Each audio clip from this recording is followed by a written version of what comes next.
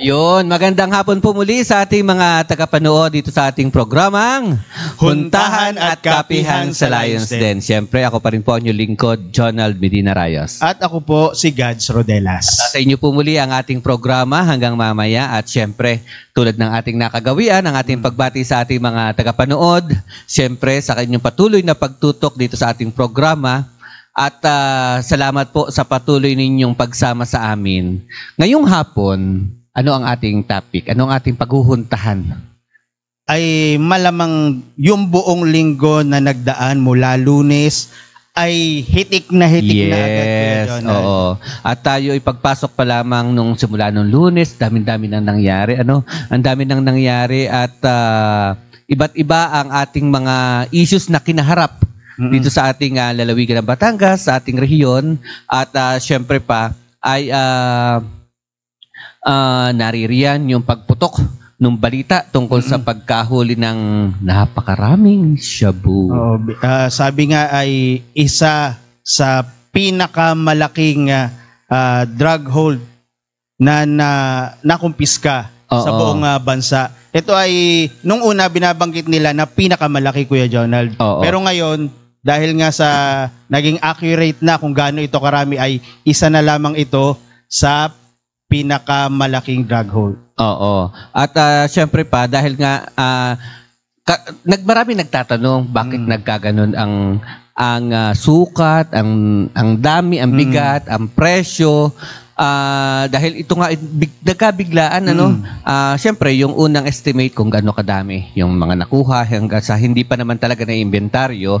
At sabi nga ay ang pinal na magiging official na sukat o timbang at presyo ay kapag na-inventaryo ng maayos. Oo, kaya nga binabanggit nung una na estimated. Yes. Kumbaga wala kang eksaktong timbang, eksaktong bilang kung ilan o kung gaano kabigat at kung gaano ba yung halaga nung nakumpiskang droga. At sabi naman nga ni Secretary Benhur Abalos ay basta yung chain of custody, yun ang tinitiyak nila na magiging maayos. Painit po ng painit ang ating mga topic na pagkukwentuhan dito sa ating programa. At syempre mamaya meron tayong bisita sa ating programa. Oo. At maisingit ko lamang, Kuya Jonald, meron pa kasing nauna na binabanggit na meron di umanong yate na kaugnay rin dito na nahuli. Yeah. Diyan naman sa bahagi ng Nasugbu. At kaninang umaga ay nagsagawa ng search warrant. Diyan hinalughog yung bahay. Subalit hindi nakita yung di umano ay Canadian National na hindi pa naman dinidisclose kung ito ba ay may kinalaman nga doon dito sa nahuling droga. So yan at ang iba pang mga topic natin pagkukwentuhan sa ating programa sa pagbabalik ng ating programang Huntahan at Kapihan sa Lions Den. Ang bahaging ito ay hatid sa inyo ng Nickel Asia Corporation. Finance Asia Gold Winner for Basic Materials Company Category, celebrating 15 years of responsible mining.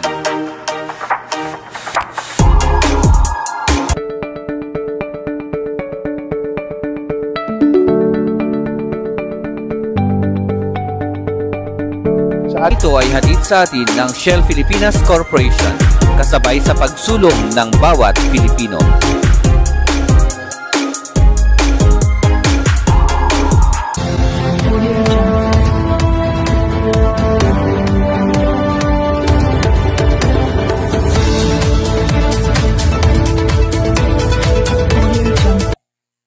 At muli pong nagbabalik ang ating programang Huntahan at Kapihan sa Lions Den. Siyempre, tulad ng ating binabanggit kanina, mamaya meron tayong surprise guest. Ito'y matagal din nating dinadakip. Oo. Subalit nga ngayon natin nahuli. Pero sabi nga, wala namang time element na mahuhuli or dahil lagi siyang naririyan at marami siyang dadalang balita para sa atin. Kanina po binabanggit-banggit natin yung mainit na issue sa ating lalawigan ng Batangas. Ang pagkahuli doon sa sangkaterbang shabu. Sa iba hindi nila masabi na shabu pero kasi hindi pa daw naman natetest sa laboratory. sorry. Pero doon sa unang assessment ay sinabi nga na nag-positive sa shabu. At ito naman ay kung ano yung naging assessment nilang yun, syempre yun din ang kanilang sasabihin sa husgado kapag dinidinig ng kaso at formal nang nasampahan ng kaso yung driver. Ang tanong ko lang, nasaan kaya ang may-ari nito? Ayun nga dahil kung makikita mo rin Kuya Jonald yung itsura ng driver, na malaking tao, tapos bakit sa laki ng dala niya sasakyan, sa laki ng dala niyang kargamento, bakit nagkasya doon sa isang van na yun? Tapos nag-iisa lang siya, pero merong kasing tinitingnan din ng kapulisan na may naka-convoy ito. Yes. Na hindi pa lang. At ang tanong, saan ka dumaan ang van na to? Ang sabi nga, nabanggit Kuya Jonald, galing daw ng Nasugbu. Kasi di ba, pinagkurusan. So ito ba'y dumaan galing sa west side, dito sa may Taal, Lemery, Taal, Santa Teresita way na ito, papunta ng Alitagtag. Kasi sa Alitagtag nagpang-abot doon sa pinagkurusan. Or, kasi maraming daan. Pwede kang galing sa Bawan, papuntang Muson, papuntang Pasilangan, doon din sa Alitagtag, pinagkurusan. Pwedeng galing San Pascual, bye-bye doon sa may, ano bang mga barangay yun? Dahil hindi na lang siguro nila idinaan doon sa medyo malubak kasi mabigat nga yung kargamento. Ang problema lang, naharang ng ating mga kapulisan, katulong ang, syempre, ang PIDEA, ang barangay, at siyempre hindi naman mawawala yung nagbibigay ng tips. At ang hindi inaasahan ay sa harap ng bahay mismo ng barangay captain. Doon naharang. Doon pa naharang. Okay. Pero wag natin patagalin. Siyempre naririto na at dumating na ang ating bisita ngayong hapon. Walang iba kundi ang ating senior board member, Claudette Ambida. Halika, sister. Maganda. Hello po. Welcome sa ating programang Huntahan at Kapihan sa Lions Den. Thank you sa flowers. At salamat sa iyong pagpapaunlak sa amin na ikaw ay aming makahuntahan ngayong hapon. Opo naman. Of course, ito ay long overdue na kwentuhan. Pero wala naman yan. Kahit pa sabihin natin tapos na yung Women's Month at ngayon ay hindi naman ngayon buwan ng kalalakihan. Buwan natin lahat. Ngayon ay buwan ng tag-init. Super. Grabe ang init talaga. Oo, kaya dala mo pa rin ang mainit na balita sa ating kapaligiran, sa ating lalawigan lalo na. At ang atin pong guest ngayong hapon, bagaman hindi siya miyembro ng Batangas Crown Lions Club, siya ay by heart, ay isa pa ring Lion. Galing siya sa ating mother club, ang Batangas Lions Club. Doon po siya miyembro. Pero syempre, kung sino man sa amin, pare-pareho kaming mga Lions, dala namin ang, sabi nga, itatak ng pagiging Leon. At syempre, iisa ang ating programa, iisa ang ating, ang ating layunin. Pare-parehong doon umiikot sa 5 global causes of Lionism. At yun din naman ay kaugnay ng kanyang paglilingkod bilang lingkod ng bayan. Ang atin pong guest ay graduating na bilang board member ng 5th District ng ating lalawigan. Yes po. So, ano masasabi mo? Graduating na nga po Paano naman po tayo after nating gumraduate? Yes. Kasi as of now, alam siguro ni Kuya Jonald kasi lagi siyang nagko-cover sa amin. Sa mundo kasi ng politics, kahit sabihin natin October is filing month na malapit na kung tutusin how many months na lang, April, May, June, July, August, almost like 6 months sa mundo ng politika, napakadami pang pwedeng mangyari sa loob ng 6 na buwan. Kaya whatever the plan, dalawa lang naman yung pwede nating maging plano. Tumaas o bumalik. Opo, magstay sa Batangas City. But then, since I don't have any term na para sa magiging board member, kung magstay tayo dito sa city, wala naman tayong ibang pwedeng puntahan. Hindi ka naman pwedeng tumakbo sa lipa. And not unless ang tatakbo ka sa probinsya. Yes, for the province na kung bukal ka, wala namang ibang way. The way up lang is the vice governor or the governor. So, sa pag-graduate po niya bilang bukal ng ating lalawigan, nandiyan naman lahat ng posisyon na pwede niyan takbuhan maliban sa pagiging bukal. Pwede siyang mag-mayor, mag-vice mayor, mag-konsehal, mag-governor, mag-vice governor, kung anong gugustuhin. Oo. Kaya nga lang, maraming konsiderasyon. Of course, dahil alam niyo naman po dito sa atin, sa Batangas, isa tayo sa mga pinakatahimik ang politika because pagdating po sa ika nga, I'm proud naman to say that I'm a member of the Team EBD, and for the longest time, we always consider yung respetuhan. Yes, oo. Yun ang isang mahalaga. Isang mahalaga pinagkakakilanlan sa inyong team. Yes. Yung respetuhan. Tapos, ang isa pa, ay yung mga kasama mo sa yung ating mga leader sa team, pare-pareho pong mga Lions. Opo. All of us ay puro mga miyembro din ng Lions Club. Iba-iba lang yung club, pero siyempre Lions pa rin. On the top of the Team EBD, naririyan po si Congressman Marby, Charter President ng Batangas 103 Lions Club. Ang kanyang partner sa 2nd District bilang bukal ay ang ating miyembro dito, si Lion Arthur Blanco, member po natin sa Batangas Crown. Ang ating Vice Mayor, member din natin dito sa Crown. Dati nating naging guest dito, si Vice Mayor Alaysa. Si Andrea, Makaraigyan. Member din namin dito. Member din dito. So, marami. At sabi nga, ikinasa sa gobyerno man o nasa private life, pare-pareho yung ating pagsisilbi, doon umiikot, di ba? Laging kakonekta bilang bukal, nagagawa po ng mga ordinansa. Anong mga ordinansa may kinalaman sa pagkain, gutom, kalusugan? Yan, di ba? Yun, doon din lahat umiikot. Naikot. Yung, kung ano yung advocacy ng Lions, maganda kasi isa lang yung path na tinatahak natin. Sa public service nga lang kami, ika nga ay part of our responsibility bilang elected na to do our, syempre, yung pag-overlook din sa mga barangay, yung aming, aside from the legislative na responsibilities namin bilang public servant, maganda rin na nagko-coincide yung public service. Although yon mandated sa amin na gumawa kami ng mga projects like that. Yun nga lang, pagdating sa Lions, it's voluntary. Yes. Yun ang pinagkaiba. Kami, disweldo kami para gumawa kami ng mga proyekto na related dun sa, kumbaga sabi ko nga, isang path, yung tungkol sa mga makatulong sa ating mga kababayan. Pero doon sa atin, bilang mga Leon, ay talagang siya ay voluntary. Yes. Voluntary ang ating pagsisilbi. At hindi lang naman pagiging Lion Kasi ang atin pong guest ay miyembro din ng iba't ibang organisasyon, lalo na ng organisasyong pangkababaihan, ang Soroptovis International. Katulad po ng ating mga nag-guest. si Vice Mayor Alaysa ay siya po ang outgoing president, di ba? Outgoing president namin. I was the charter president. And then followed by former Konsehala Eileen. And then now, miyembro din dito. Miyembro din ng Crown. Tapos ngayon po ay si Vice Mayor Alaysa. But si Vice Mayor, last year na niya. So outgoing na po siya.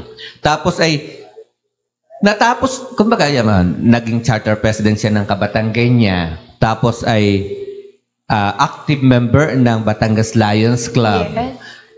Rotary.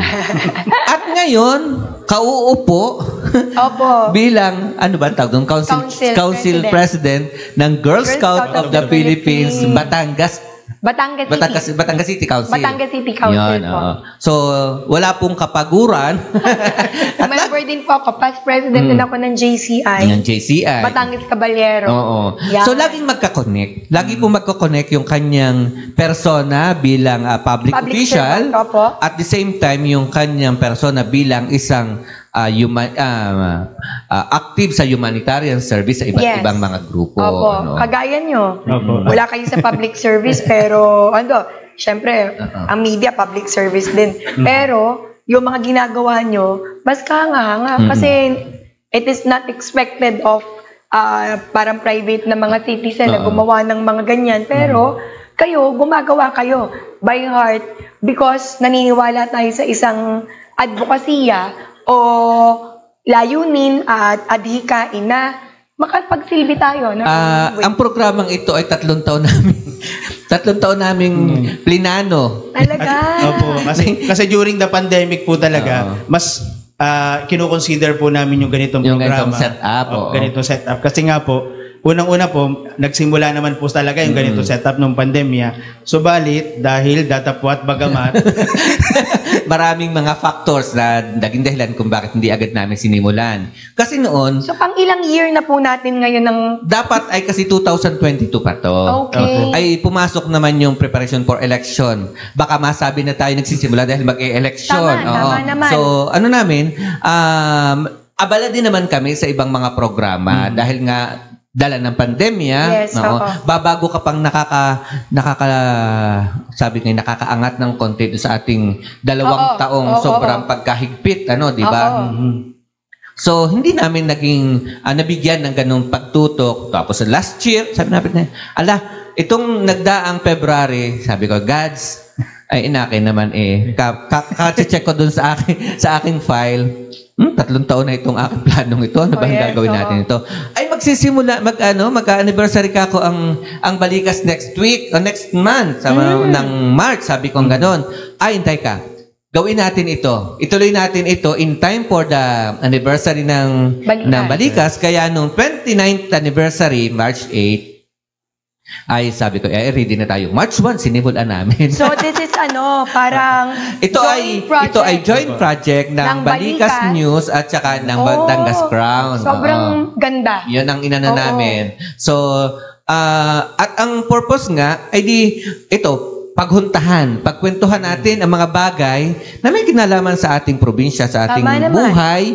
Ano ba ang ating pwedeng anong yung pagtalakay natin sa mga issues na tulad ngayon. Ang init, ang init. Grabe. For the past days, doon sa heat index ng ating bansa, ang pinakamainit dito sa ating probinsya, Tanawan. Lagi pong Tanawan. Lalo na ngayong araw na ito kasama ulit. Kasama na po ulit. Ngayon po ang heat index natin ay nasa 44 degrees Celsius. Oh my God, nung isang araw yun, nakasama ang Tanawan, 41 pa lang, pero init na nun. At ramdam nyo rin naman. Paglabas nyo, iba yung init, parang nakakapaso yung init niya. Yes, So, yun ang laging panawagan sa ating mga kababayan. Ay, hindi lang po basta mainit. Ano ba yung mga factors pa? Bukod sa mainit yung hulab, ay siyempre, andyan yung problema sa tubig. Problema sa tubig. Krisis sa tubig. Talagang Even yung electricity natin. Nahina na ang daloy ng tubig. Kumbaga, yung pressure ay binabawasan. Nitong nagdaang mga araw, pagpasok ng linggong ito, sabi nga, mainit na yung panahon. Yes. Another nakakapagpainit mainit na issue ay itong problema natin sa kuryente. Opo. Parang bumabalik. Bumabalik ang ating problema sa kuryente? Yung mga alert na nilalabas ng ating gobyerno. Yes. Mga oras na kung saan yun nga, medyo nasa ay panganib. Nanganganib. Kaya nga meron tayong red alert at yellow alert. Yellow alert. At madami nang kinakat ang mga kuryente or yung mga shortages nga, power shortages natin. Kasi nga, alam naman natin, interconnected lahat yan, tubig. Kailangan din ng supply ng tubig para makagbuo ng elektrisidad. Kung meron tayong tagtuyot, natural, konektado na po lahat yan. At yung sabi nga ng NGCP, di ba nung previous month, pinag-uusapan ng problema sa transmission dahil sa nangyari sa Visayas. Opo. Nagamot yung issue na yun kasi tumakbo na yung planta. Tapos ay na-interconnect na yung Visayas at Luzon, grid. Ngayon naman, nagkasabay-sabay, pumapalo 8, minsan 18, minsan 19, ang planta na nagsasabay-sabay na tumitigil ng paghinto. Considering ang dami nating planta, Opo, kasi ang nangyayari din po dito, ang paliwanag po ng NGCP is, yung mga dam natin, bumababa yung level ng tubig. Kaya, kasunod na po niyan, yung electricity natin.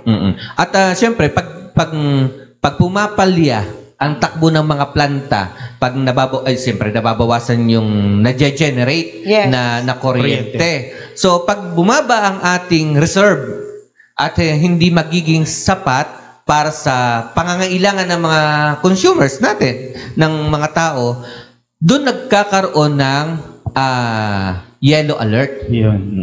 Yes, oo. Yes, doon nararanasan natin kaya ngayon. pinapaiwasan tayo munang gumamit ng mga aircon, yung magbawas ng binabawasan ng paggamit. Ang problema natin, sa sobra namang init, paano natin babawasan? Hindi rin naman natin mamomonitor yung mga paggamit ng mga household. So, ang magiging na lang, halimbawa, kung tayo sanay na mumayat-maya ni mamalansya, aalis mamalansya, wala nang orasan. Kumbaga, sa peak hour na malakas yung pangangailangan natin sa tulad niya, kailangan natin ng aircon sa mga ganung oras, tindi ng init. Huwag kayo sabay muna. Doon naman tayo magpipigil na, hindi tayo mamamalansya sa anong gayong oras. Isasabay, kumbaga. And we plan. Opo. Kaya ngayon naman po, ang kampanya naman po ng gobyerno is yung renewable energy. Lahat turning into solar ang mga tao Talagang nag-i-invest na sila, although yung una talagang bugso, medyo mataas na investment din At speaking of kuryente, sa probinsya, parang may talakayin sa before tungkol dito sa doon sa Pierre. Yun sa atin sa Pierre, yung ating hindi na gumagana na project nga kasi walang taker, terminate siya. Ite-terminate supposed to be yung contract. Kaya lang biglang nagkaroon ng taker. Kaya hindi na tinerminate at iniintay na lang yung investor. So as of now, kaya plinano na i-terminate kasi nga kami ang probinsya ang nag-shoulder ng electricity, which is amounting to like 300,000 a month na sino-shoulder ni probinsya. Kaya lang hindi nga na-terminate. So meaning parang hindi naging gayong ka-profitable para sa ating lalawigan. Tapos ngayon ito sa pagkakaroon nga ng mga alerts ay dahil nga kumukunti kumbaga lumalaki yung gap, lumalaki yung kakulangan at siya laging sinasabi ng NGCP, kulang tayo sa pag-produce, kinakailangan ano ba ang trust ng probinsya sa ngayon sa ng pagtatayo ng mga planta? Sa pagtatayo ng mga planta, as long as yung CLUP nila or Comprehensive Land Use Plan ay updated at naaayon sa ika nga ay para magkaroon ng permiso na sila'y makapagtayo, yung sa lupa, walang problema. Kaya lang, yung permit pa rin para at saka yung proseso. Yung kailangan pa rin natin mag-comply. Because the latest natin dito ay itong nasa may Pulot de La Paz. Yung owned by San Miguel. Yeah, yan ang pinaka-latest natin na kumbaga hindi rin naman natin mapipigilan na kahit sabihin natin, of course, it has been issued, nag-issue na before, yung mga coal power plant and all. Pero ito namang kanilang pinopromote LNG ang gamit. LNG, liquefied natural gas, na meaning, hindi naman ganun ang epekto sa ating environment. And considering that tayo ay humaharap sa ganitong problema, hindi pa naman siya operational. Pero, siguro, ito na ang sinasabi natin na baka magiging kasagutan. Hindi ko sinasabing totally kasagutan kasi syempre, meron pa rin dyang mga negative ang isip pagdating sa pagtatayo ng mga planta ng ganyan. Kasi kahit ipaliwanag mo na it's natural, it's environmental friendly, environment friendly, ang isip pa rin ng iba, pwedeng magdala ng sakit sa atin. Pero ngayon... Kasi wala namang perfect system. Of course. At least, we have innovations now. Na yun dati, na talagang kapag ang planta ang pinag-usapan, nakakapagpa-cancer, at saka ngayon, parang may pronouncement din si Governor na okay, ang Batangas ay open sa pagtatayo ng dagdag na planta, pero hindi na natin ipinupush na ang maging dagdag na planta ay kung coal-fired power plant. So, dapat mga renewables na. Renewable. And I think it's a better solution din. Ngayon lalo na nakikita natin na may problema sa kuryente, may problema sa elektrisidad. Baka mga madaliin pa yan o kaya i-mandate pa yung mga private companies na magdagdag pa kayo para matugunan natin yung pangangailangan ng not only the province but the whole country. Oo. So, yan po, marami pang mga factors na kinakailangan ngang i-consider sa usapin ng kuryente. Mamaya pagbabalik natin, kukumustahin natin kay Bukala yung mga bagong mga programa na ngayon ay dinidiscuss sa sanggunian. May kinalaman sa paglilingkod sa ating mga kababayan. Kung ano yung mga benepisyo para sa ating mga kababayan na ngayon ay tinatalakay at iba pang mga usapin sa pagbabalik ng ating programang Huntahan at Kapihan sa Lions Den. Ang bahaging ito ay hatid sa inyo ng Nickel Asia Corporation. Finance Asia Gold Winner for Basic Materials Company Category, celebrating 15 years of responsible mining.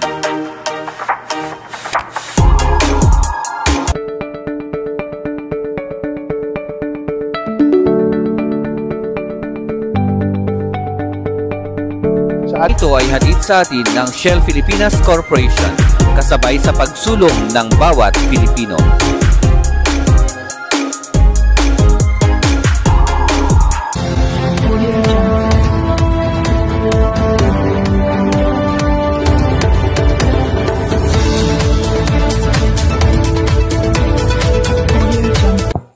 Okay, nagbabalik po tayo sa ating programa, ang Huntahan at Kapihan sa Lions. Aba, meron nga namang kape. Kape na, meron na. may nagpakape. Salamat po sa pakape. Yung hiya ako sa kapeng ito, yung kape, kakulay ko, yung tasa, kakulay mo rin mo. Sino bang sponsor natin ng kapeng ito at totoong personal? Napasok mo yun, naipasok mo yung Sir Gaj. na may immersion. Oo nga naman. Malapit pa sa kortina at sa pants ng ating guest. Ay kalokohan itong kapeng to. Anyway, kanina pinag-usapan natin ng tungkol sa kuryente. Pero hindi lang naman kuryente ang problema natin. Marami pa syempre. At syempre may mga programa din ang pamahalaang panlalawigan na sabi nga ay holistic. Lahat ng aspeto ng ating buhay. Ngayon, anong mainit na pinag-uusapan sa sangguniang panlalawigan? As usual, madami pa rin namang mga usapin. Siguro, ang pinaka-latest lang ay yung inahawakan namin na kaso sa ethics, on good governance, na mga issue sa ibang mga bayan. Aside from that, wala naman tingin ko na mainit na issue talaga. Because I think every time naman na may pinapasok na usapin, ay natutugunan naman kaagad. At sa paglilingkod natin sa ating mga kababayan, ang laging, sabi nga tayo may mga force multiplier, may mga galamay. Yes. At ang katuwang ninyo, lalo na sa iba't ibang mga programa, kung ito ay pangkalusugan, may mga BHW. Pagka ito ay may kinalaman sa kapaligiran, may mga iba pa. Kung sa security and peace and order, nandiyan na mga tanod. Last week, may hearing para sa mga dagdag bang benepisyo ito sa ating mga persons with disability. Persons with disability. Apo. Ano ito? Actually, kahit lahat ng mga volunteers natin, yan po yung naprogramahan na through an ordinance, of course, na ma-appropriatean siya ng pondo na binibigyan sila ng mga honorarium, yung mga barangay volunteers, except for barangay tanod. Ito yung mga BNS. BHW, yan. Nabibigyan na po yung mga senior citizen president ng lahat ng barangay. Ang mga barangay tanod naman, one time lang. 1,200. Sa loob ng isang taon? Isang taon na yon. Parang ang tawag lang ay incentive. Parang 100 sa isang buwan. Oo, something like that. Parang cash gift kasi sobrang dami nila. Sobrang dami. Kasi parang ang isang barangay ay hanggang 20. di ba? Hindi pa siya... Depende pa sa laki ng barangay. At wala pang limit ang number of tanod. Kung ilan lang yung tanod mo. So, malaking budget talaga ang kinakain niya sa pondo ng probinsya. Ngayon, ang naghahabol ay ang mga persons with disability. Ayun. Ang mga natin. Kasi isang committee yan. specially abled and elderly. Pagdating natin sa elderly, yung mga senior citizen, wala na tayong problema dyan. Pero pagdating doon sa mga PWD, ang nabibigyan lang natin ay yung mga presidente ng bawat munisipyo at lungsod. Yun. At saka yung mga provincial officers. Ngayon, ang hinahabol ay mabigyan ng honorarium din ang kada presidente ng bawat barangay. So it means 1,078 na barangays. Na barangay. Oo, kasi lahat naman ng barangay ay meron. At magkakameron. Kung hindi man ngayon, pag nalaman nila syempre na may honorarium na ipamimigay, kung walang active ngayon, bubuo yung mga yan. Kasi, ang sabi naman po ay ang ating mga persons with disability o yung especially abled persons, hindi lang naman mga bulag, hindi lang naman mga pilay. Hindi lahat yan. Iba, napakalawak na ng description at kategorya ng PWD. If you have anxiety, mga special needs, PWD na rin yun. Basta meron ka special needs, tama yung term mo. If you have special needs na pwede ka nang ilagay dun sa ID kung ano yung sa atin nga, may mga PWD, di ba? Di ba ako isa din PWD? Periodistang walang do-up. Ano yun? Periodistang walang do-up.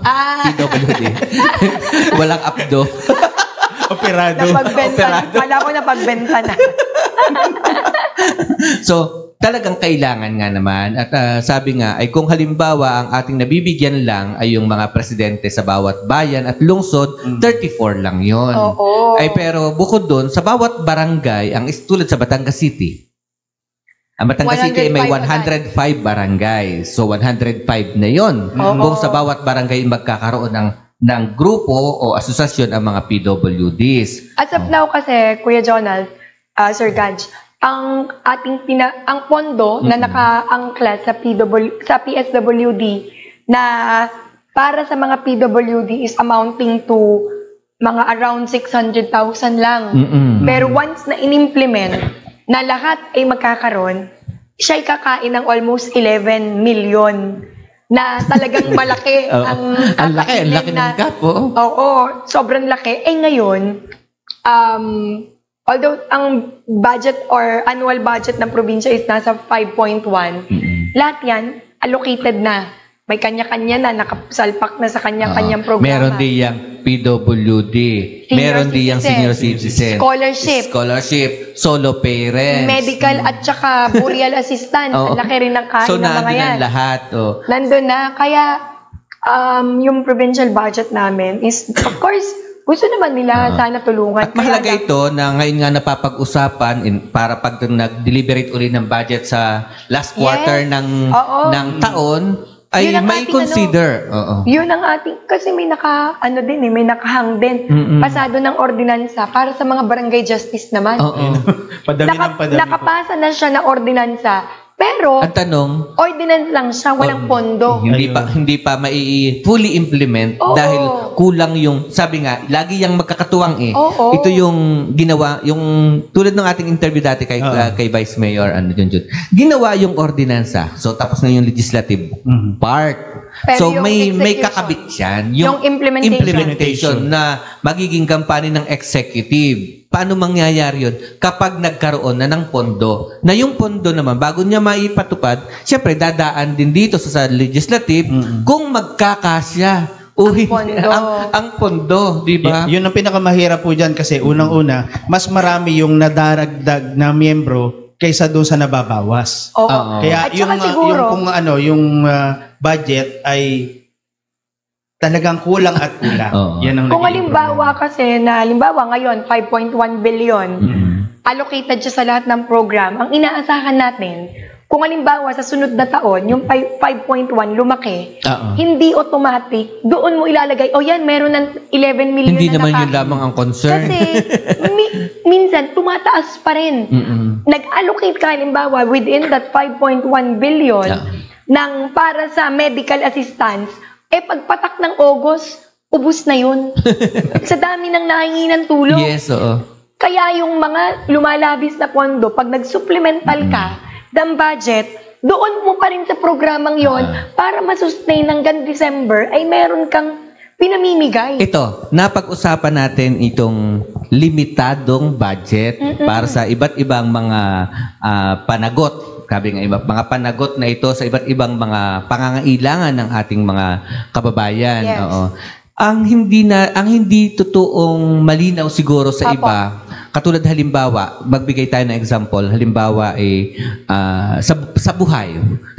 Sa buhay muna tayo sa mga may medical expenses. Yeah. Okay. Lumapit kay Bukal Claudette, lumapit kay Bukal Bart, lumapit kay Bukal Junjun, o sa iba pa nating mga bukal.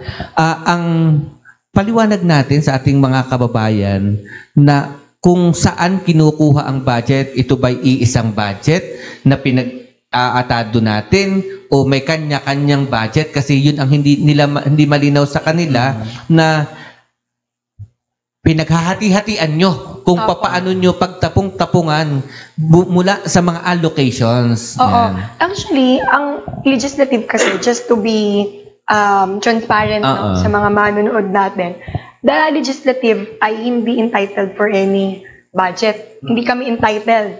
That is because of the generosity lang ng ating governor. Pero wala pong napupunta sa amin na budget. Kumbaga, wala naman sadyang appropriated para sa inyo. Wala rin po kaming nahahawakan na budget. So, kung ang programa po ng governor ay ito ang kanyang budget, pagdating sa medical, aangkla lang po kami doon. Ayun. Makikiangkla lang po kami, mag-e-endorse lang po kami, pero ang budget po yun lahat ay nakaangkla lang po kami sa executive.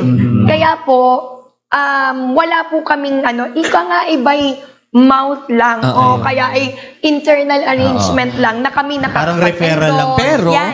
Pero may mahalagang papel, ayun nga, kahit na doon ang gagaling, kami po ang nag-approve. yan. At sila ang may hawak, sabi nga sila ang may hawak ng gatang, ay ang mahalagang papel dito naman ang mga bukal ng mga nasa sa legislative department, dahil sila ay kilala ng ating mga kababayan. Sila ang lalapitan. Through their initiative naman, ay na makapag-endorse. Yes, yun. Exactly. Para sabihin na, ito, halimbawa, si Kuya Jonal lumapit, endorse namin, dadalhin din sa PSWD. At yun din naman, yung ni-endorse naman nila, nare-recognize naman ng executive, dahil iisa naman ngang community ang ating pinaglilingkuran. Depende lang kung sino yung nakakasakop na distrito. Kasi mas talastas nyo. Yan, ayun.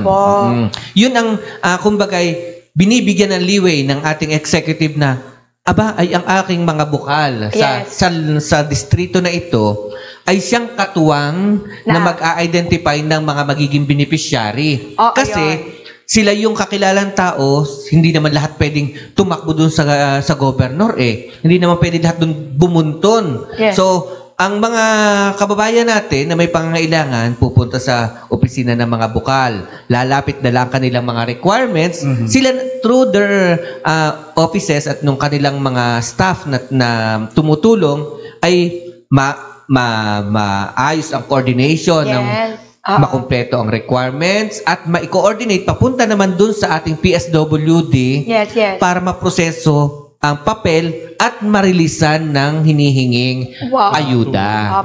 Yun. At ang isa naman sana, yung panawagan naman natin dun sa ating mga kababayan ay kung sakali man po na nagpapabalik-balik sila para sa requirements, ay wag pong uminit yung ulo natin.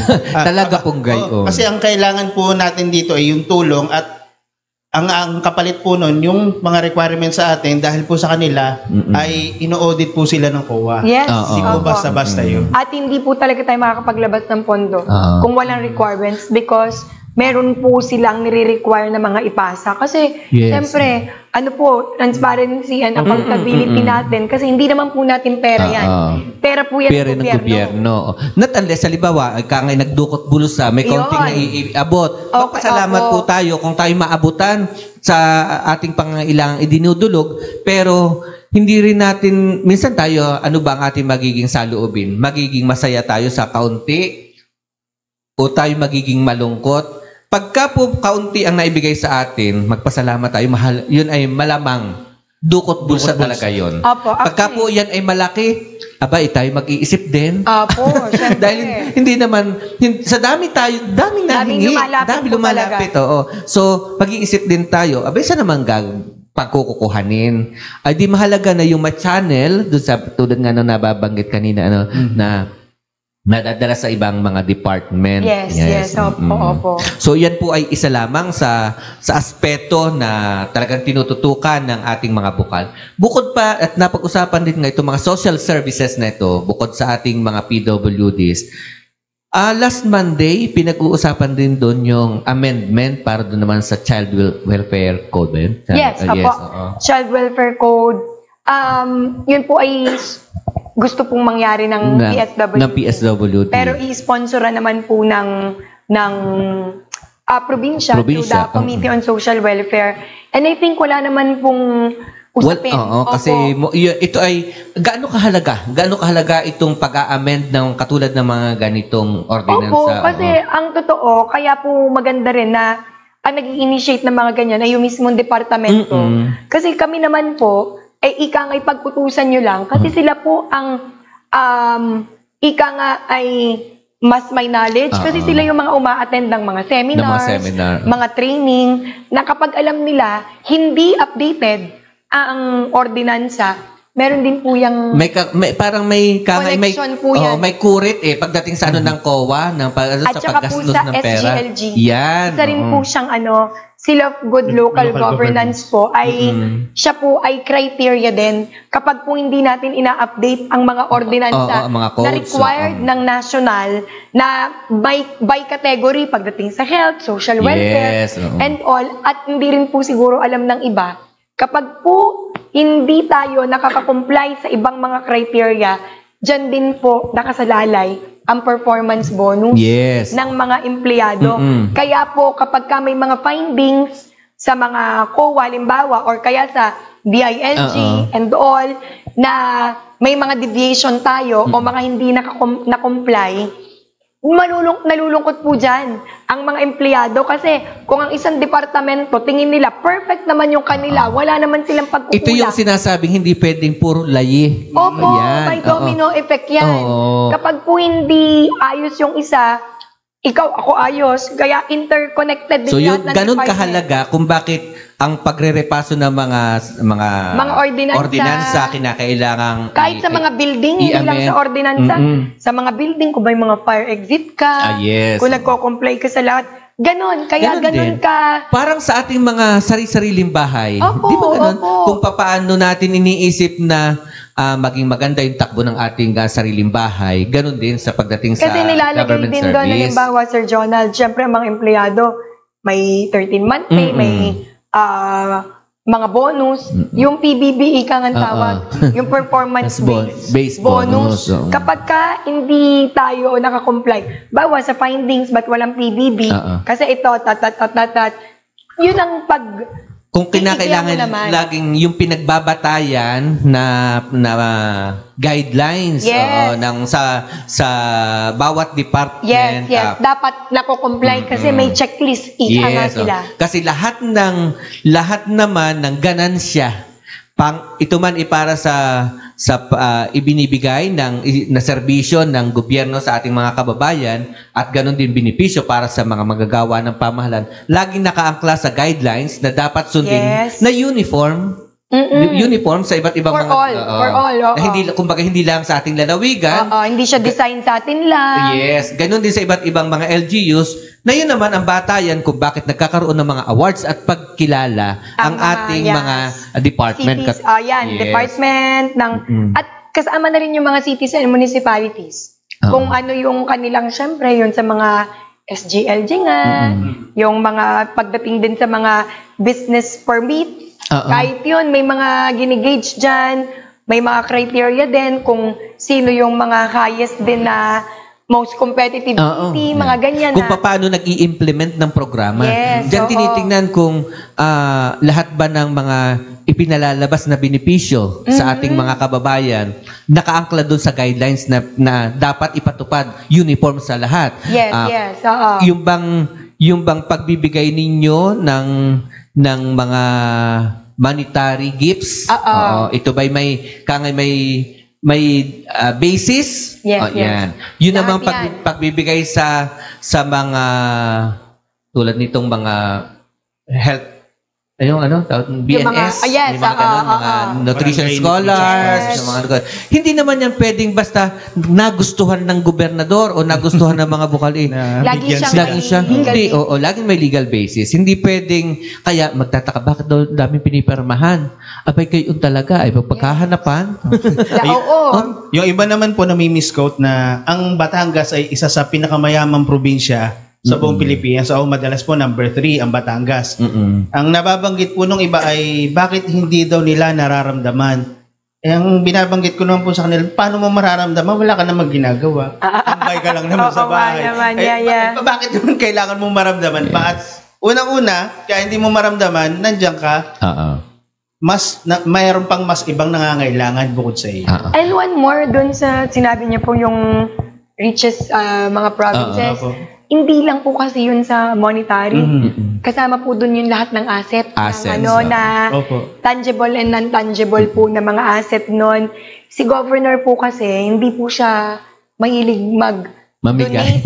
i-donate yung mga property natin. And Kaya katulad halimbawa, may isang department o agency ang national government na itatayo sa lalawigan, hindi bibigyan niya ng lupa ng gobernador. Hindi ipapahiram po. Or ipapalis. Pero kasama pa rin po siya sa assets ng probinsya. Assets siya ng probinsya. Opo, kaya most of the time po, like for example, ito pong BAT-MC, pag-aari pa rin po yan ng probinsya.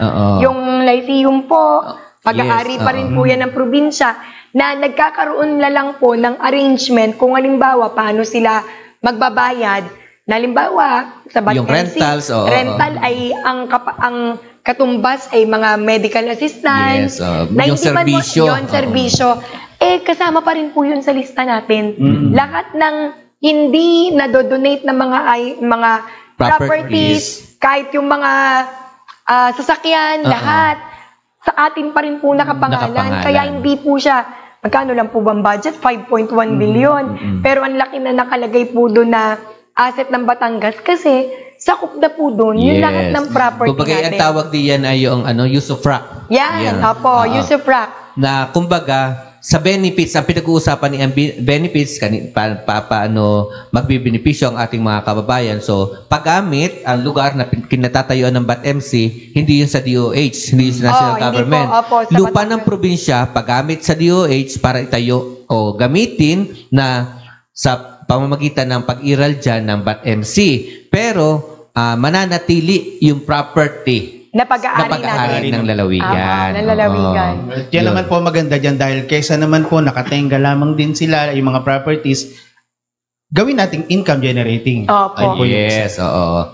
At sabi nga, bukod naman dyan sa mga gawain yan, ang gawain ng sanggunian ay hindi lang naman kasi dalawang klase ang mga ordinance yung ginagawa. Yung mismo nag-o-originate sa ating sanggunian, yung kayo ang nag-propose, at yung, minsan din naman ay yung ini-sponsor.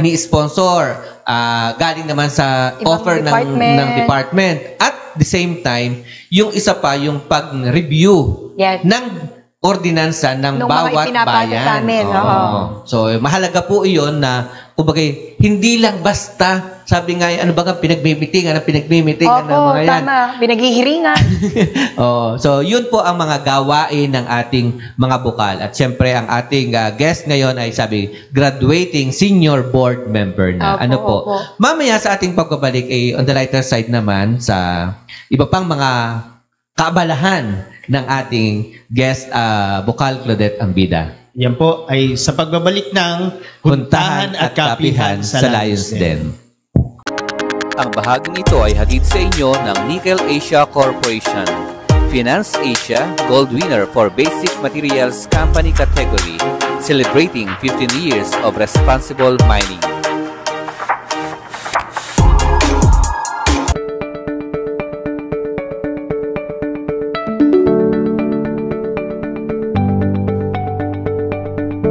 Ito ay hatid sa atin ng Shell Filipinas Corporation, kasabay sa pagsulong ng bawat Pilipino.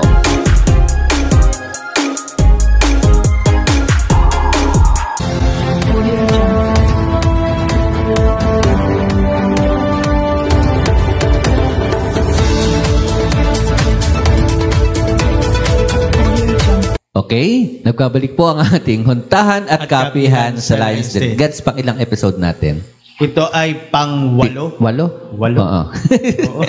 Pati ako nalito na. Oo. So, yung dating hindi natin masimulan tayo ng March 1. March 1. Oh, nagsunod-sunod na iyan. At tayo po ay patuloy na nagkapasalamat sa ating mga nagiging tagapagtaguyod o naniniwala na tayo ay, sabi nga, ang ating pakikwentuhan dito ay may magagawa para sa ating mga kababayan, para sa pagbuo ng magandang opinyon, hindi lamang para sa kanilang sarili, kundi paano tayo makipagkapwa-tao. Ang ating guest ay hindi naman masyadong pagod. Hindi masyadong busy. Walang ginagawa sa buhay. Hindi siya pwedeng mapagod sa kanyang sobrang daming pinagkakabalahan. Yes, Bukod sa pagiging isang public servant, isang senior board member, siyempre aktibo nga sa iba't ibang mga organizations. Kumusta naman ang personal life ng senior board member? May time pa ba? Pero kung sasabihin kung may time pa ba, siyempre naman, kita naman natin ang naging preparations. Hindi mo kailanman nakitang tumaba. Bakit ba hindi tumataba ang senior board member? At, simulat sa pool na makita ko si Buhala, ganito na yung katawan. Instead na tumanda ay para sa pabata. Yeah, ganun lang. Of course, yes po, admittedly, talagang medyo workaholic po tayo. But then, umeedad po tayo. Nung nagsimula tayo ng 27, iba na po ngayong magpo-42 na ako. So, in 15 years na tayo po na-expose sa public service. Minsan may mga peak po talaga na talagang naging workaholic kayo masyado Pero ngayon pong nasa latter part, pero I think naman ganun lang, kumbaga pag nakita mo yung kumbaga sa chart, graph, ganyan, pero never naman tayo nag-slope down, ika nga. Pero ang pagpipik natin ngayon, kailangan nating i-manage. Yes. Kasi may mga, of course ako may anak, may asawa, and hindi naman panghabang buhay ang politika. Yes. Ang politika ay, ika nga ay, temporary lang.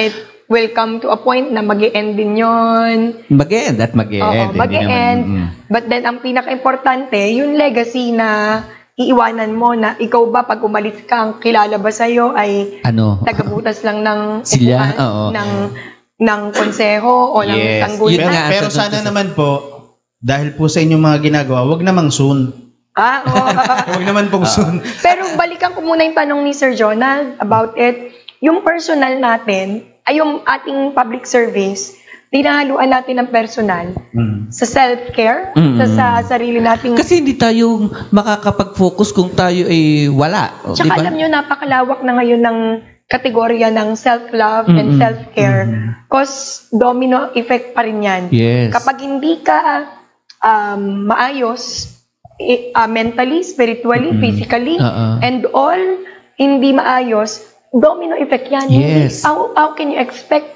na people to believe na kaya mong paglingkuran ng maayos kung sarili mo, hindi mo kayang mahalin. Kung ang nakikita sa iyo ay puro pagkangarag sa at saka yung hindi ka sabi nga na out of focus ka sa iyong sarili, maaaring ganun na din sa iyong pagtatrabaho, sa iyong paglilingkod. At kapag ka alam mo na you feel good about yourself, you feel good about what you have now, yun. Yes, kasama na yung, kasi nabavibe mo yung magandang vibes. At napakahalaga na yung iyong pagdidesisyon para sa sarili, ganun din sa iyong paglilingkod ay talagang sabi nga ay tutok. Ako, Kuya Jonald, Sir Gaj, sobrang pagod na ako maghapon, pero hindi ako mag-exercise sa isang araw.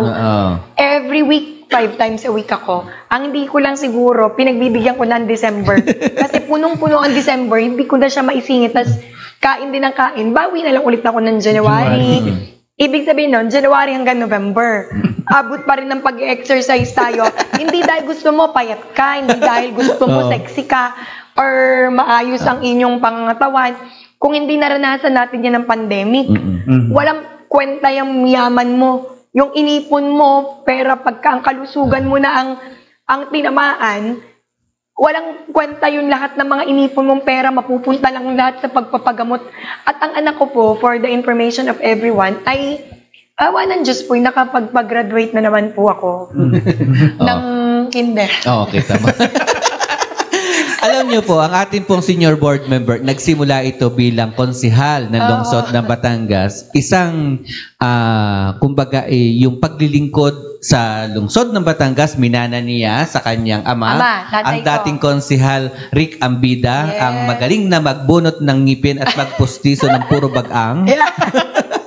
Yun ang sinasabi niya na, sino sa inyo ang gusto ng libre postiso? Pila kayo, magsasabi lang kayo, basta't libre, anumang oras na gustuhin ninyo, libre ang postiso, puro bagang. Puro bagang. Itawa na naman nga ang tao. Pero kidding aside, talaga pong naging isang bihikulo sa kanyang fruitful na paglilingkod sa napakahabang panahon. Kaya niya natapos din ang ilang termino. Yes, opo. Sa pagiging konsehal ng Batangas City. Yung kanyang pagiging dentista, yun po ay kanyang kakambal ng kanyang pagiging konsehal, pagiging local legislator, ang kanyang pagiging dentista na dinadala niya serbisyo sa mga barangay ng Batangas City. At nung siya graduate bilang konsehal, ay diyon nga ang pumalit sa kanya, nakuha siguro mo yung iyong talent, makipag-deal sa tao, PR na makipag-ugnayan sa tao, magdinigin ang kanilang mga problema, at kung papaano mo ipadama sa kanila ang paglilingkod sa bayan, siguro nakuha mo yun sa iyong ama. Lamang, alam nyo, syempre na-witness ko yung development ng paglilingkod din. No offense meant sa mga tatay ko, pero during the time, ang mga papa, or sige, wag na natin isama yung mga kabatch niya, yung tatay ko na lang. Baka hindi sila payag dun sa opinion ko. Pero kita ko dun sa, ang papa kasi, yung tatay ko kasi, more on social service siya. Yes. Pero pagdating sa mga legislative, what is expected of them lang, bawa, committee niya is market. So, gagawa siya ng ordinance na about doon sa market. Pero yung, alimbawa, sasabihin mo na napakasipag batid ng hearing, ganyan. Hindi naman siya ganun. Pero pagdating sa social service, may lalapit sa kanya, wala mang hinihingi, aabutan kahit 100. Bakit may pupunta, nagdadrive sa may makikitang PDRO, aabutan, pang merienda mo. Para nakilala siya sa something na ganon, yung makamasa. Lapat. Yun na yung term. Lapat. Masa. Kasi, ako naman, yun naman ang diferensya. Ang papa kasi hindi siya mahilig sa mga social gatherings. Hindi mo yan mapapa-attend ng kahit na anong, halimbawa, merong party dito, hindi siya attend, hindi siya ganun tao. Makikita mo siya sa tabi. Sa tabi, hindi siya ganun. O kaya naman, parang ika nga, yung social network niya, naka-angkla sa, ito lang ang pwede kong maging crowd. Yung akin, siguro, napaghalo ko, kaya ko. I still remember yung time na konsehal si Dr. Rick. Kasabay niya si Kuya Rene Cruz na ama namang ating Vice Mayor magkabatch yan. Alaysa. Nagpangabot din sila ni Konsehal Villena na ama namang ating Konsehal Michael. Sino pa ang mga si Konsehal si Boy yata kabatch din nila. Nagpangabot sila ni Konsehal Boy Di Makuha. Si dating Vice Mayor Joe Tolentino, yan, mga inabot nila. Yung dating Vice Mayor Lani Sipilyo, sila yung mga Eloisa Portugal. Si Miss Eloisa Portugal naging konsehal at naging sina Carmela Atienza. Yan, sina Maning Aklan. Ang talagang pansin ko nung siya nga ay chairman ng Committee on Market. Tapos ang time noon ang city ay market administrator si Calando Muñoz. So, yung mga problema noon sa mga magtitinda. Alam mo ba kung paano niya anuhin yung kanyang mandato bilang chairman of market, Committee on Market, paano niya i-weigh paano ipatutupad ang mga polisiya, Oo. mga ordinansa. Kasi ang problema nun, kalat yung market. Ay itong mga market vendors, ambulant vendors. Yung mga ambulance. Yan ang nagkalat na talipapa. mga iba't ibang talipapas, iba't ibang barangay. Paano ayusin? So, kinakitaan natin noon na sa kanyang panahon, ang kanyang paglilingkod ay talagang, kung paano niya makipag-ano sa tao. Yun siguro ang nakuha mo. Kung bakit siguro. pagdating sa ngayon, gayon din naman ang treatment sa iyo ng ibang mga tao. Tsaka I admit din, pag pupunta ako sa barangay, lalo na yung matatanda, nakakataba din naman ng puso na ang kilala pa nila, ang tatay ko. Yes, O kaya papakita yung mga ngipin nila, ang tatay daw ko ang nagpagawa na, sa tatay niyo po ba itong pustiso, mga ganon. Yan kasi yung mga matitibay na mga sabi nga, kasamahan ng ating dating Mayor Eddie. Yes, of course. Alam niyo naman ng storya ng political life naming ambida, ay hindi naman siya nakahiwalay. Lagi yang nakadikit at kasangga ng at Team saka, EBD. Ang tatay ko, napagtalo muna siya bago siya nanalo. Nabugbog muna. Nabugbog muna. Na nung sa time na nanalo siya, nakapag last term na yun sa talo. Nakapag last term na siya. 3 termino na siyang talo ng talo. Siguro, tama yung kasabihan ng mga tao na kung sa'yo na. Kaya yung time na nakapang-4 na siyang takbo. Siya ay katulad ni Alamat. Ayun Ni Konsehal Alamat Perez. Oh, yun na. Magkabat sila. Kaya ay Alamat Naging Alamat na sa paglaban. Ang tagal. Perez. Ano nga? Tito Pablo Perez. yan. Ang tagal na, kaya naging Alamat Perez. Ang tagal niyang lumalaban. Pero dahil gusto niyang lumaban, at kahit ilang beses siyang matalo, naging tinawag na siyang Alamat. Okay lang, go lang ng go. Nung siya manalo, ang kanyang tagnim talaga ay Alamat Perez. At nanalo siya. At nanalo. Ayun. Ganun lang talaga yun Ganun din yun sa tatay ko. Kaya siguro, tsaka malaking factor din nga yung siya ay dentista ng masa. Kasi hindi naman lahat afford na ginagawa niyang mission yung pagbubunot niya. Na kung halimbawa, most of the time, libre. At yun naman po sinasabi kong pustisong puro bagang. Yun naman ay joke din lang niya. Sa kanya rin po nang gagaling. Sa kanya po nang gagaling yung joke na yun. At saka, Kuya Jonald, Sir Gaj, aminado siya. Yan ay hindi nag-i-speech yan sa entablado. Yan po ay kakanta Magbibiro. lang. At kakanta po. Yung kanyang signature song na naiiyamot na nga yung mga kasama niya. Ang haba ng time slot niya, may mga time limit na mga 2 minutes lang para magsalita. Wala ka maririnig na plataforma, kakanta lang, tapos mag-aalok lang ng libreng pustiso. Ayun. Na puro bagang. Oo, na puro bagang niya. So, yan po ang sabi nga yan ang salamin ng serbisyong ambida. Ang tawag dun, sir, sa mga kuya, sa mga politiko ay yung lalim ng tinanim mo sa tao. Yes. Yung tanim mo. Yung ika nga, pag tinanong sa'yo, tatakbo yan. Oo, ano na rin naman ang tanim niya. Something like that. Kung bagay sabi nga, nakatatak na. Yun. Kung ikaw ay magandang itinanim sa iyong pamamahala, ano man ang iyong pasuking linya, ay talagang naroon ang suporta ng tao at kinikilala. Kaya si senior board member po ay ito nga sabi, ito ay unan niyang pagharap sa atin. Opo.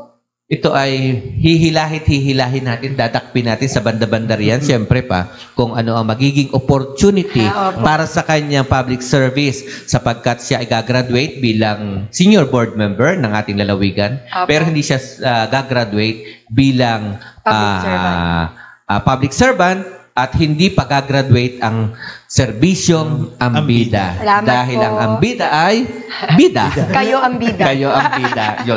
Ano ang ating final message sa ating mga tagapanood? Opo. Sa lahat po ng tagapakinig at tagapanood ng ating pong programa, ni Sir Gaj at ni Kuya Jonald, na kapihan at tuntahan sa Lions Den. Ako po'y nagpapasalamat muna na ako po'y nagkaroon ng pagkakataon na maging inyong panauhin. Natutuwa po ako na kahit sa ganitong platform ay nakapagbahagi po tayo ng ilan po sa ating mga trabaho at mga personal na mga bagay. Kaya ang mensahe ko po sa lahat ng inyong tagapanood ay syempre tangkilikin po natin yung kanila munang programa at patuloy po nating i-share at ikalat pa na sa magitan po ng programang ito ay madami po tayong makukuha na mga bagay at mga aralin na hindi natin makikita at makikita sa mga pahayagan. This is a very, very parang wide range ng programa na madami po tayong mapupulot na aral.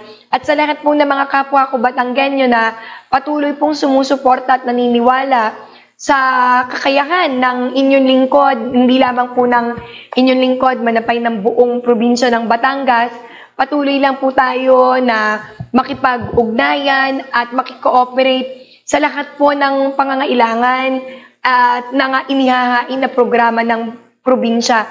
Sabi nga po ay hindi po kakayanin namin itong mag-isa na mga government officials. Laging kailangan po lagi po tayong magkapareha, magkatuwang po. Kung meron po tayong pangangailangan sa gobyerno, may pangangailangan din po kami sa taong bayan at yun po ay ang sumunod, makiisa at makikooperate po sa mga programa natin, sumunod sa mga batas na umiiral sa ating bayan, probinsya, sapagkat at ang pinakahuli ko na lang pong mensahe ay patibayin po natin yung bawat pamilya, which is the smallest form of community. Kasi ang isang pamilya, ang isang barangay binubuo ng bawat pamilya, ang isang probinsya binubuo ng kada pamilya. Kapag po matibay ang bawat pamilya, titibay po ang bawat barangay, ang bawat lungsod, munisipyo at probinsya. Unahin po natin, hindi na po namin hinihiling na kayo po'y maging bahagi ng aming paglilingkod. Unahin po natin sa ating pamilya. Kasi po kapag pinagsama-sama, ang matitibay na pamilya ng bawat isa sa atin, tingin ko po ay magiging matibay ang buong bansa, ang buong pamayanan, buong komunidad. To all the parents out there na ngayon sobrang laki po ng epekto ng social media po sa atin. Even pagdating sa kapagkainan, hindi na nag-uusap minsan. Tayo nakakapag-usap bago magdasal. Bago magdasal. Pipicturean muna ang pagkain. Let's go back. Hingin po natin yung tulong ng ating mga senior citizen na noong unang panahon, kita nyo naman po kung paano nila pangaralan yung mga magulang natin na pagkakain, kakain. O kaya pagkakain tayo muna, magkausap-usap, magkakaharap. Something like that. Ibalik po natin yung tradisyon na dati. I may not be a perfect mother or a perfect wife, pero simulan po natin sa ating pamilya. Ito po ay aking personal na panawagan. May kampanya na ibalik yung tradisyon, ibalik yung ating kaugalian ng oras ng pagkain ay oras ng pamilya. Ang pagpapaligaw ay sa bahay, hindi sa kalsada. Hindi sa social media. Hindi rin sa social media. It may sound like sobrang traditional o kaya sound like na ano ba pero yan tinagana ng panahon na kita natin ang magandang epekto niyan. Yun na, kaya nawagan ko po sa bawat magulang na lang at pamilya at mga mag-anak, let's check up on each other. Hindi natin alam, meron na palang kinakaharap, may mga mental health issues na pala, and doon, hindi pa natin nalalaman. So doon na lang po sentro ang aking mensahe. Patibayin po natin ang bawat pamilyang Batanggenyo at subukan po nating unti-unti ay maibalik at ma-incorporate yung mga dati pong naranasan ng ating mga ninuno, at mga lolohin at lolahin na ibalik po nating matibay ang religious, spiritual at makapamilya ng bawat Batanggenyo. Yes, salamat naman. Napakaganda ng mensahe ng ating guest at yun nga, sumentro doon sa kung paano natin paganuhin ang pamilya sapagkat yun ay doon lagi nakaangkla ang magandang pamumuhay ng ating pamayanan. Ang bawat paglilingkod sa ating mga mamamayan, paglilingkod sa bayan ay hindi magiging matagumpay kung ang isang naglilingkod ay hindi maganda ang background. Yun ang mahalaga doon. At yun ang binigyan niya ng punto na sabi nga ay doon lagi nakatutok ang magandang, yung interpersonal relationship at saka yung relasyon sa pamilya, relasyon sa ating mga komunidad, yun ang ating dinadala sa isang mas malaking paglilingkod sa ating pamayanan. So, dyan po nagtatapos ang ating session pa, ang ating episode ngayong araw na ito. At sumayin niyo po muli ang isang mahalagang pagtalakay dito sa Huntahan at Kapihan sa Lions Den. Maraming salamat po.